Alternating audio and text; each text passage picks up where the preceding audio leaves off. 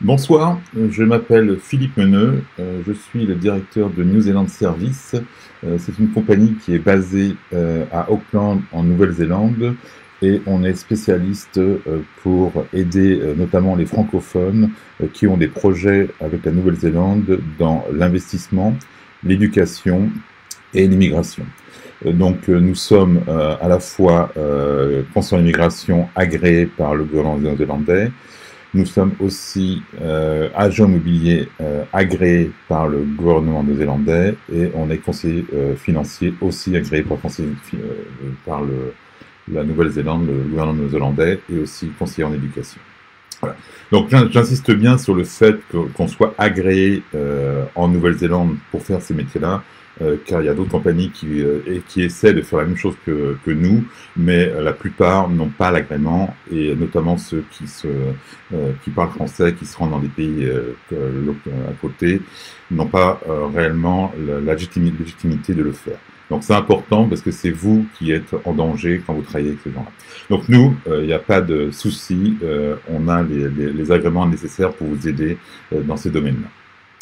Donc ce soir, le sujet de la vidéo, c'est, vous n'êtes pas sans savoir qu'il y a un an, le 18 octobre 2018, le 22 octobre pardon, 2018, il y a eu une loi qui s'appelle l'Overseas Investment Act qui limite les investissements pour les non-résidents en Nouvelle-Zélande. Donc pourquoi on va parler de ça ce soir? Parce que depuis que cette loi-là est passée, ça fait plus d'un an que la loi limitant les investissements de l'étranger a été mise en place en Nouvelle-Zélande. Cette loi a eu d'importants retentissements et on est régulièrement contacté par des personnes qui pensent qu'il n'est plus possible d'investir en Nouvelle-Zélande. C'est faux. Il reste encore des possibilités d'investir en Nouvelle-Zélande et on va vous donner lesquelles. Donc, et les différentes options pour lesquelles vous pouvez toujours investir.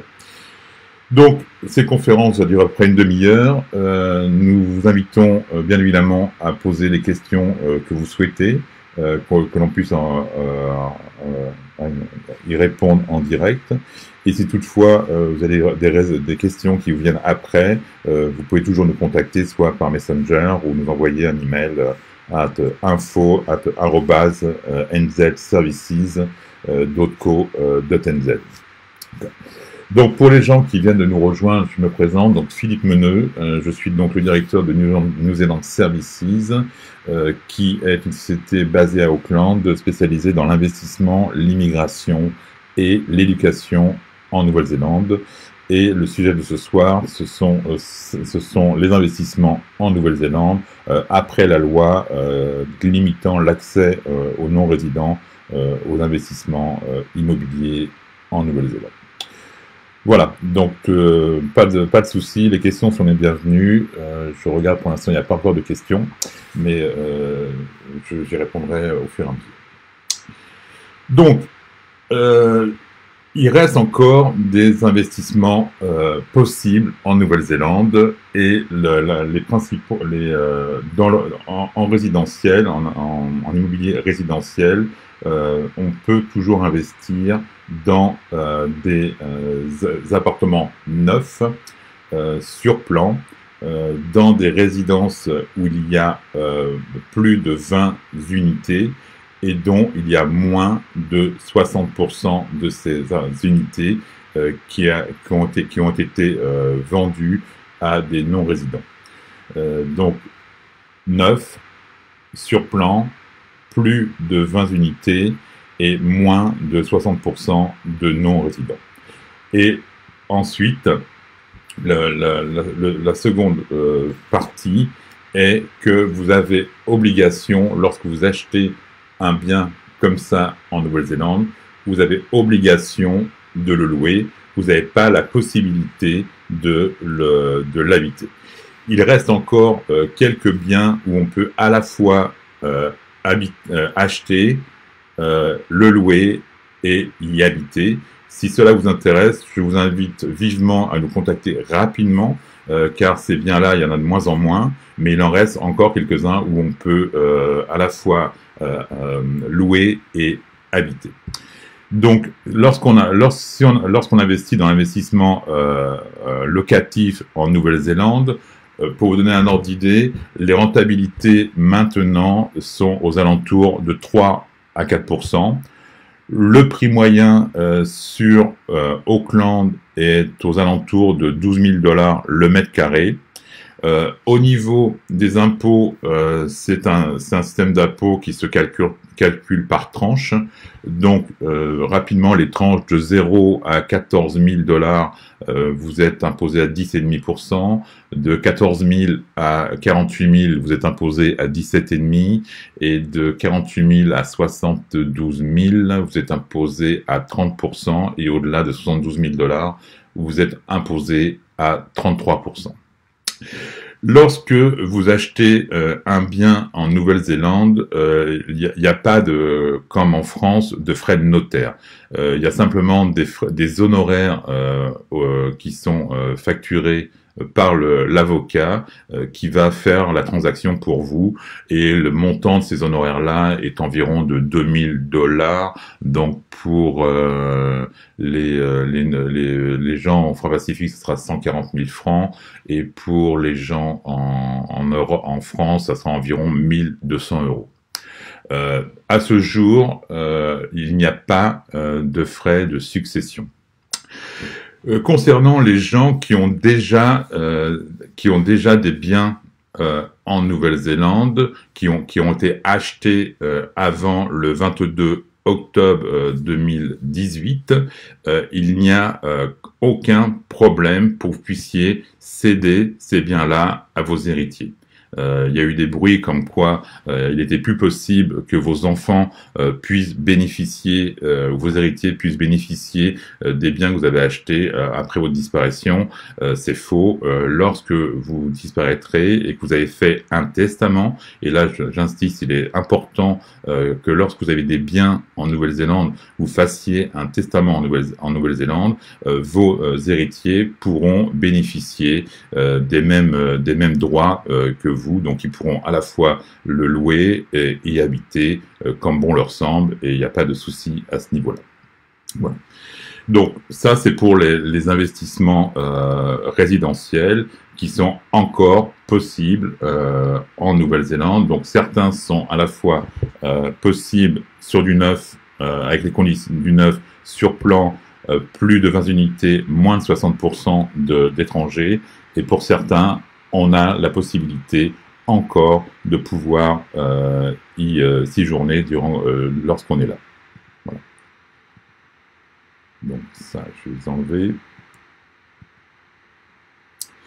Donc, beaucoup de gens continuent à investir en Nouvelle-Zélande. Pourquoi? Donc, pourquoi investir en Nouvelle-Zélande? Je vais vous donner quelques chiffres qui vont apparaître devant vous. L'économie en Nouvelle-Zélande est une économie dynamique. C'est un pays politiquement stable. Le taux d'inflation est assez faible. Il est aux alentours de 1,7%. Ça, c'est les chiffres actualisés à ce jour. Le taux de croissance est de 3%. La dette publique est maîtrisée. Elle représente que 29,4% du produit intérieur brut. Donc, si on compare avec la France, je crois que la France est à plus de 100% de dette par rapport à son produit intérieur brut. Et le PIB, l'année dernière, était de 212,15 milliards de dollars US. Donc ça, pardon, excusez-moi, c'était pas le bon. Donc, ok. Au niveau du pays, dans les pays où il fait bon investir, la première c'est la Nouvelle-Zélande, la deuxième c'est le Singapour, et le troisième c'est le Danemark. C'est un pays c'est un pays qui est ouvert sur l'international. C'est le deuxième pays au monde le moins corrompu au monde, le premier étant le Danemark. C'est le deuxième pays concernant le niveau de paix en Nouvelle-Zélande. C'est un pays assez paisible. L'export représente 20% du produit intérieur brut. Et bien sûr, la Nouvelle-Zélande est un pays définitivement tourné vers les exportations en Asie. Donc après, j'ai une autre question qui va venir. On me pose une question concernant les fonds, la rentabilité sur les fonds d'investissement. Donc on va y venir rapidement. Donc pourquoi les gens continuent à vouloir investir en Nouvelle-Zélande? Ben, c'est pour ces raisons-là. Et bougez pas. Ok. Voilà. Donc les gens continuent à investir en Nouvelle-Zélande pour les raisons que je viens de citer.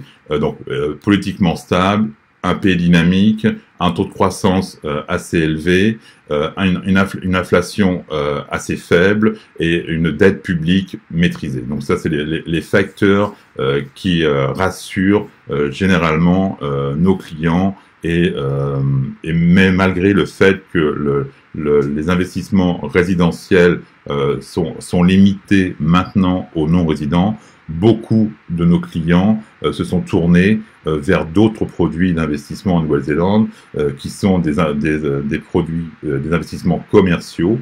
Donc, lorsque cette loi est passée, j'ai regardé pour investir pour nos clients dans des produits commerciaux, mais la demande est extrêmement forte et le ticket d'entrée pour des investissements commerciaux qui sont rentables et qui ne sont pas courus par tout le monde, donc qui permettent d'avoir un prix d'achat tout à fait raisonnable, il faut compter aux environs de 10 millions de dollars pour pouvoir acquérir un bien commercial qui va nous ramener un retour sur investissement correct.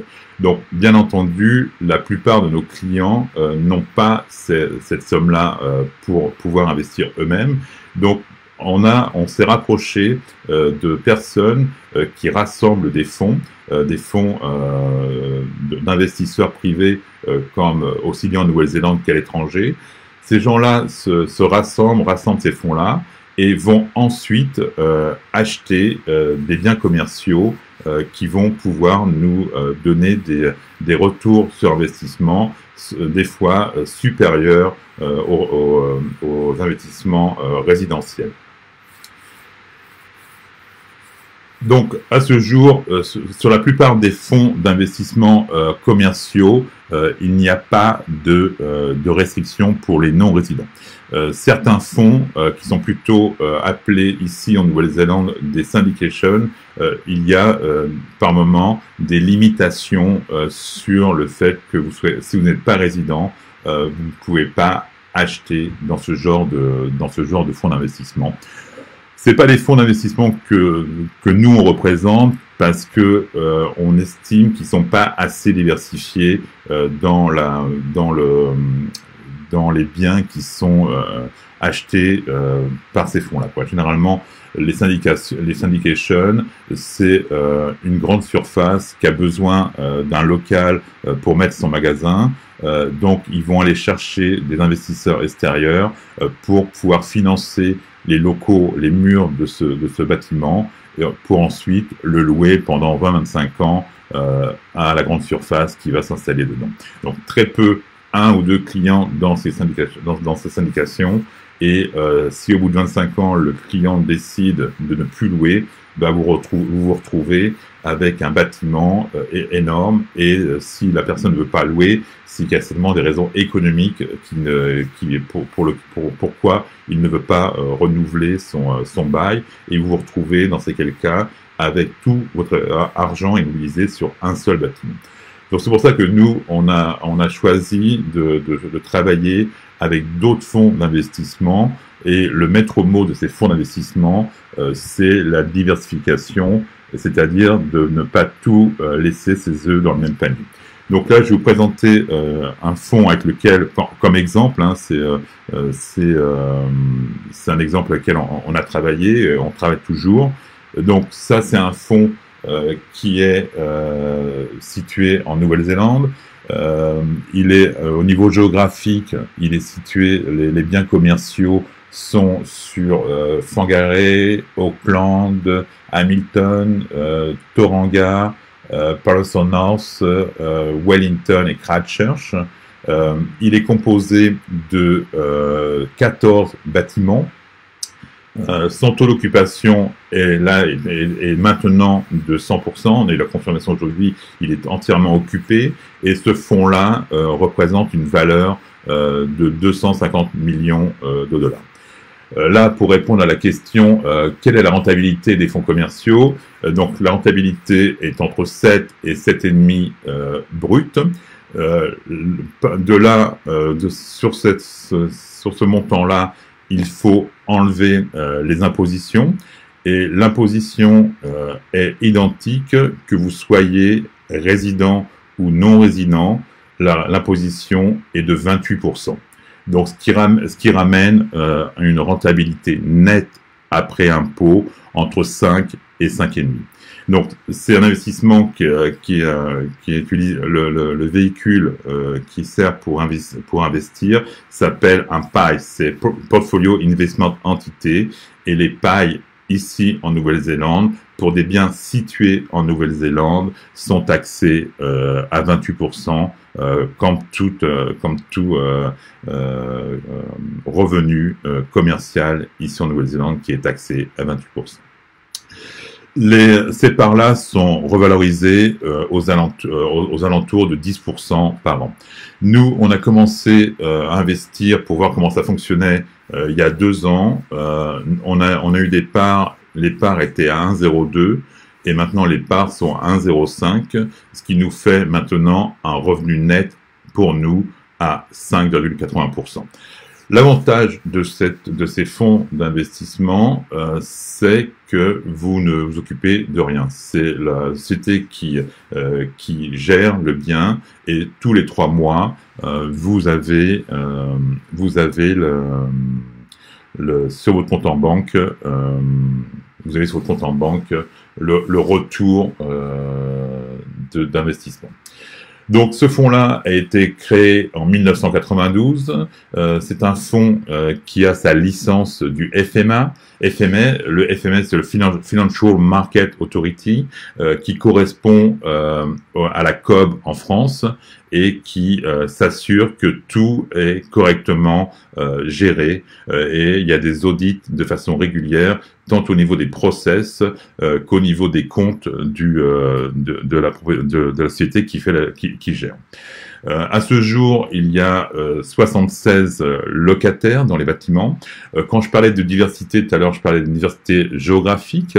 Il y a aussi une diversité d'activités où les bâtiments sont répartis à 60% dans des investissements industriels, 20% dans des investissements commerciaux et 20% dans des investissements de bureaux. Voilà pour ce fonds-là. Il y a un autre fonds qui est aussi consacré à l'investissement dans les bureaux, et un autre fonds qui est consacré dans l'investissement de crèches. Car comme partout dans le monde, on a besoin de crèches, donc ce fonds-là, c'est aussi centré sur cette activité-là. Donc, comme je disais tout à l'heure, aucune gestion, c'est le gestionnaire qui gère l'ensemble des relations avec les locataires, avec les administrations, avec les différents corps de métier. Votre seule interaction avec ce fonds-là, c'est de recevoir tous les 3 mois ou tous les mois suivant les fonds le retour de votre investissement en prorata de l'investissement que vous avez fait. Donc, c'est comme je disais à l'instant, la redistribution suivant les fonds et tous les 3 mois ou tous les mois suivant le fonds sur lequel vous avez investi. Et généralement, j'ai une autre question. Donc, quelles sont dans quelle ville je viens de les donner. On m'a posé aussi la question qu'en est-il de la revente? Donc, j'ai une bonne nouvelle. À l'heure actuelle, il y a 8 millions de dollars qui cherchent à investir dans ce fonds-là. Donc, si toutefois vous avez déjà pour nos clients qui ont déjà de l'argent dans ces fonds-là, il est très facile de revendre parce que la demande est plus forte que l'offre. J'ai une question de Marianne. Peut-on toujours effectuer toutes les démarches à partir de Nouméa, y compris l'ouverture d'un compte bancaire sans avoir à se déplacer? Donc ça, c'est une très bonne question. Donc, je vais répondre comme un Normand. Donc, oui et non. Donc, je vais enlever les fonds. Donc, on peut toujours ouvrir un compte auprès de l'ANZ à Nouméa. Après, c'est l'ANZ qui va décider ou pas d'ouvrir ce compte. S'ils estiment que la raison n'est pas valable ou n'est pas suffisante, ils vous diront non. Une fois que vous avez ouvert ce compte en Nouvelle-Calédonie, vous aurez obligation dans les 3 mois de vous rendre en Nouvelle-Zélande pour activer votre compte en banque et pour vous faire reconnaître physiquement en Nouvelle-Zélande.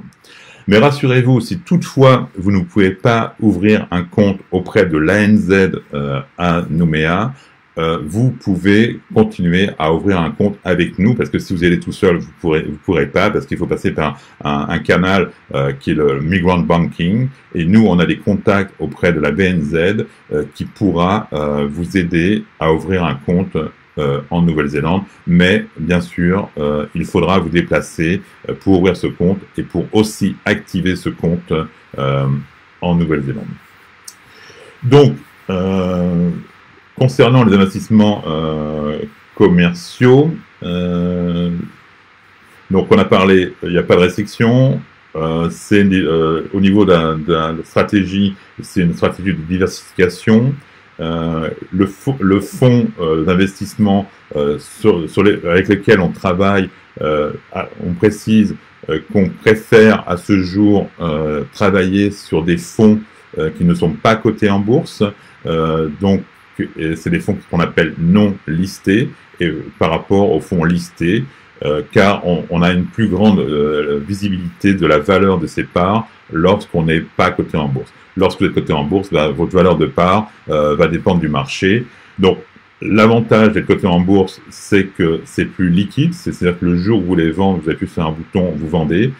Là, à ce jour, sur des parts dans des fonds d'investissement commerciaux non listés, vous aurez besoin de trouver un acheteur en face qui voudra acheter vos parts. Mais à ce jour, c'est vraiment pas un souci, car de plus en plus de gens ici en Nouvelle-Zélande ont changé leur façon d'investir et vont plus aller sur des investissements commerciaux plutôt que sur des investissements résidentiels.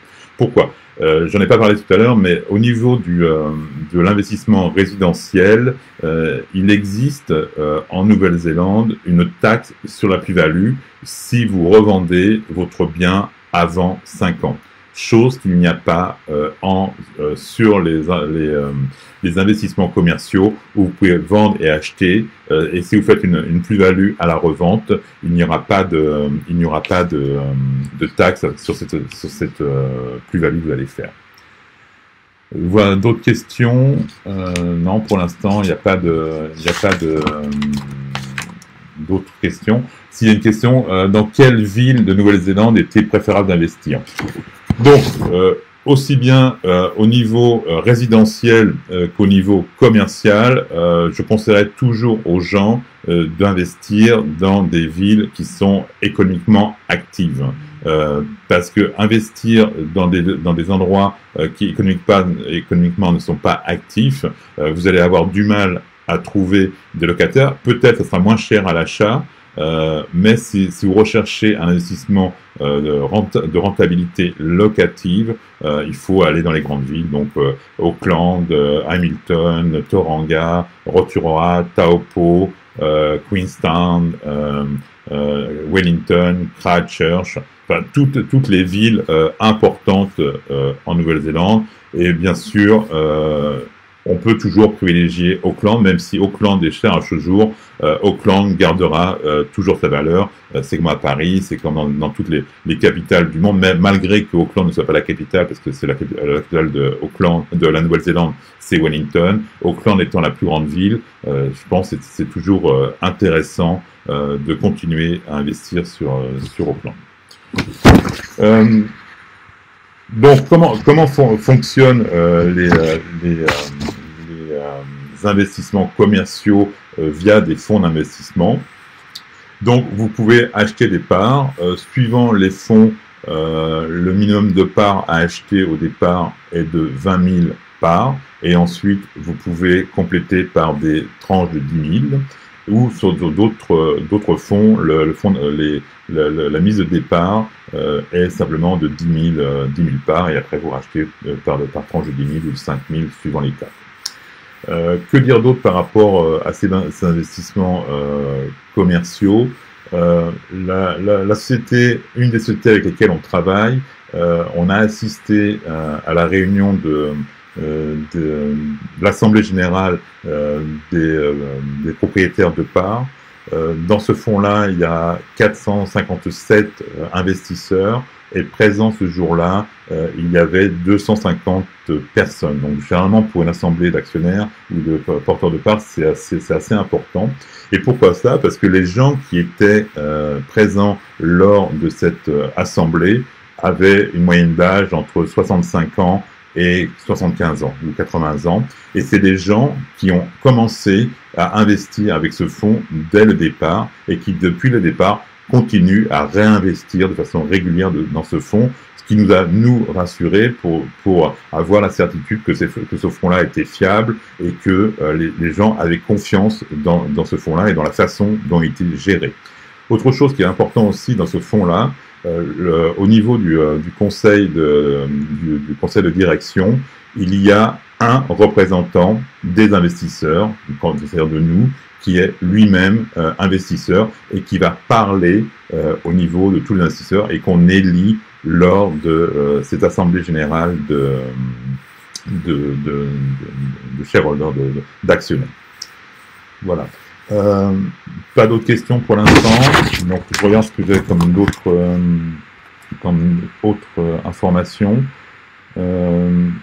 Quels sont les locataires? Donc les locataires, comme je disais tout à l'heure, on a des locataires dans le secteur industriel, dans le secteur commercial, les bureaux, il y a des cafés, des crèches, des boutiques, des parkings, des bureaux et de l'industrie. Donc c'est vraiment assez bien réparti dans toutes les activités en Nouvelle-Zélande. On recherche bien sûr d'autres produits. On était aussi intéressé sur des investissements dans les maisons de retraite. Pour l'instant, on n'a pas encore trouvé des fonds qui nous présentaient assez de sécurité pour les conseiller. Nous, ce qui nous importe, malgré que chaque investissement que l'on fait comporte toujours une part de risque, on essaye au maximum de limiter les risques en travaillant avec des gens de réputation nationale ou voire internationale et qui sont aussi régulés par des autorités qui vont faire en sorte que leur process et leur compte soient audités de façon régulière et qui rassurent tout le monde. Ouais.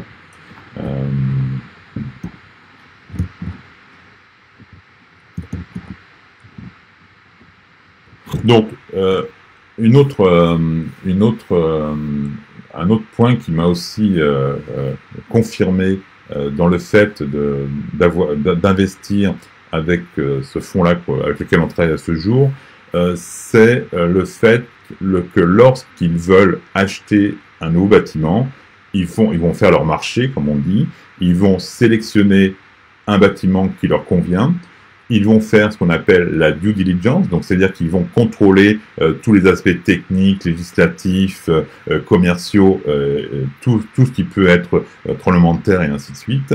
Et une fois que tous les coches tous les points sont cochés, c'est à ce moment-là qu'ils vont prendre la décision d'acheter ce bien-là, et c'est là, à ce moment-là, qu'ils vont faire une levée de fonds. C'est-à-dire qu'ils vont aller sur le marché et ils vont nous donner l'information en disant, voilà, on a repéré 1 ou 2 bâtiments à acheter et on aura besoin la dernière souscription était de 35 millions, on a besoin de 35 millions pour acheter ces 2 bâtiments. Et là, on fait une offre au public pour acheter des parts dans ces bâtiments. Cette fois-ci, ce fonds-là, qui était ouvert pour 1 mois, a été fermé en 15 jours, parce que dans les 15 premiers jours, tout a été souscrit. Donc, ça veut dire que ces fonds-là sont assez populaires en Nouvelle-Zélande, et c'est pas simplement réservé à une clientèle à l'étranger, c'est principalement réservé à des investisseurs locaux. Pas d'autres questions pour l'instant. Ok. Je pense que j'ai fait un peu le tour des questions que j'avais. Donc, pourquoi continuer à investir en nouvelle? Ah oui, la bonne nouvelle aussi que j'avais omis de vous dire, c'est qu'à l'heure actuelle, le dollar NZ est assez bas. Donc, si vous arrivez avec des euros ou vous arrivez avec des francs pacifiques, vous avez beaucoup plus de dollars que vous n'aviez auparavant. Et peut-être, début novembre, on devra avoir une nouvelle annonce de la Banque centrale en Nouvelle-Zélande qui risque de faire baisser encore les taux d'intérêt. Et donc, si les taux d'intérêt baissent, il y a des chances aussi que le dollar néo-zélandais baisse. Donc, si vous avez des dollars à changer en ce moment pour retourner en euros, allez-y. Si c'est le contraire, vous pouvez attendre un petit peu, voir ce qu'il en est, voir par rapport quelles vont être les conséquences du fait que les taux d'intérêt baissent. Autre chose aussi qui est important de savoir, lorsque vous investissez en Nouvelle-Zélande, si vous êtes non résident, vous ne pourrez pas emprunter ici en Nouvelle-Zélande. Donc si vous êtes non résident, vous devez emprunter dans vos pays d'origine pour pouvoir acheter ici en Nouvelle-Zélande. En quelque occasion, vous pourrez emprunter en Nouvelle-Zélande, mais je pense que c'est possible sur des périodes assez courtes, car les taux d'intérêt sont extrêmement élevés. Je crois qu'on a 7,85% pour des emprunts ici en Nouvelle-Zélande lorsque vous êtes non résident. Donc ça peut être un dépannage, mais c'est pas quelque chose qui peut être viable sur le long terme. Je regarde s'il y a d'autres questions.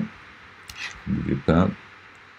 Je ne sais pas si vous avez vu, mais j'ai mis la chemise pour supporter quand même les All Blacks, malgré qu'ils ont perdu la semaine dernière. On sera avec eux demain soir pour les aider à vaincre les Gallois. Donc non, pour l'instant, j'ai pas d'autres questions. Donc, s'il n'y a pas d'autres questions, je pense que j'étais assez clair. Si je n'ai pas été assez clair, n'hésitez pas à revenir vers moi. Une précision aussi pour nos amis qui habitent en Nouvelle-Calédonie. On sera présent du 13 au 20 novembre à Nouméa, au Château Royal. Et on ne fera pas de conférence cette fois-ci, mais vous pouvez prendre des rendez-vous individuels en écrivant soit en message privé ou soit à info@nzservices.co.nz. Donc, je regarde si on a encore d'autres questions qui arrivent.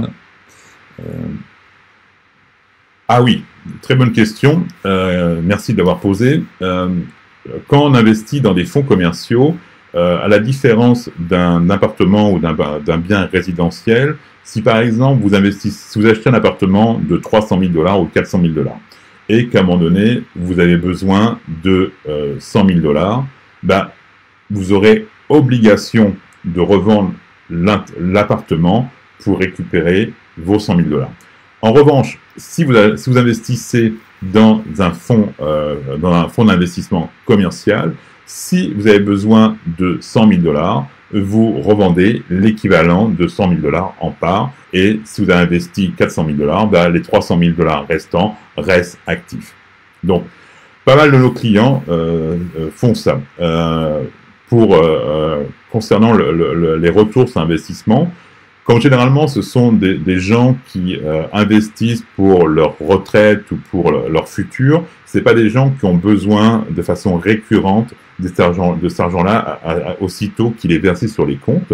Donc, lorsque l'argent est versé sur leur compte courant, ils le transfèrent sur leur compte épargne et là, ils récupèrent encore entre 2,5 et 2,7% d'intérêt. Donc, votre investissement par lui-même est un peu plus que l'investissement que vous avez par le retour départ, dans la mesure que vous avez en plus un peu d'intérêt qui est donné par votre banque. Voilà. Que vous dire d'autre par rapport à ça? D'autres questions? Une autre question, comment se déroulent les successions concernant les transmissions des fonds d'investissement commerciaux? Donc, c'est pareil. Donc, comme tout à l'heure, je parlais de testament.